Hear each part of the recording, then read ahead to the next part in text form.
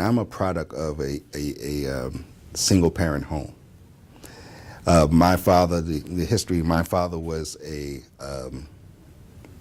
nice guy, but he became a drug dealer at a young age. And ultimately, that took his life. And so I was raised without a father. Pretty much the young men in the neighborhood became my father, especially the older men. I would play chess and checkers. They taught me how to play. That's why I'm so good today. And and they kind of ad hocly molded me to be a young man. But there were so many other young men like me who didn't have that opportunity.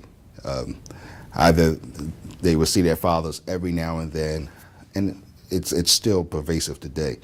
The fathers would give them some money, and that would be the extent of their relationship with their fathers.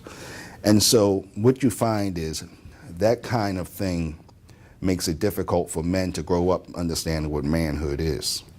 And so what I did was, once my father was gone and these older men took me on, I purposed in my heart not to be my father.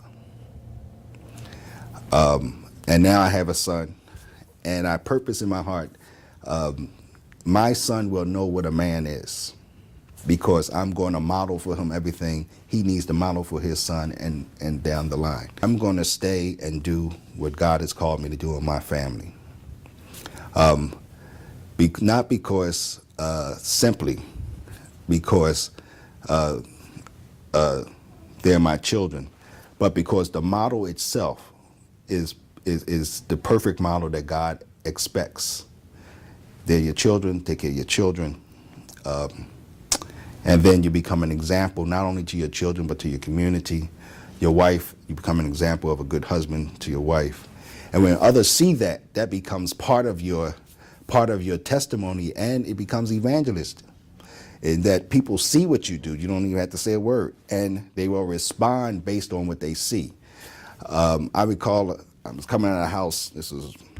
I must have been married 2-3 years. I was coming out the house one time, and a young man, I never met him before, walked by and said, "You go to church, don't you?" Well, no, he said, "You're a Christian, aren't you?" I said, "Absolutely."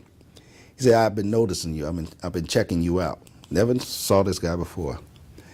He said, "I've been checking you out, and you're a good man." Never met him, no. What he saw was I was coming home every day, taking care of my family, and just doing what I felt God was calling me to do. And that was a testimony for him. Just a few years ago, when I received an award for Father of the Year from a program in Philadelphia, I recalled what that young man said to me then, because I didn't set out to be recognized. I just set out to do what God had called me to do. And if I'm recognized for it, then it's not because of anything special in me. It's because I'm doing what God has called me to do.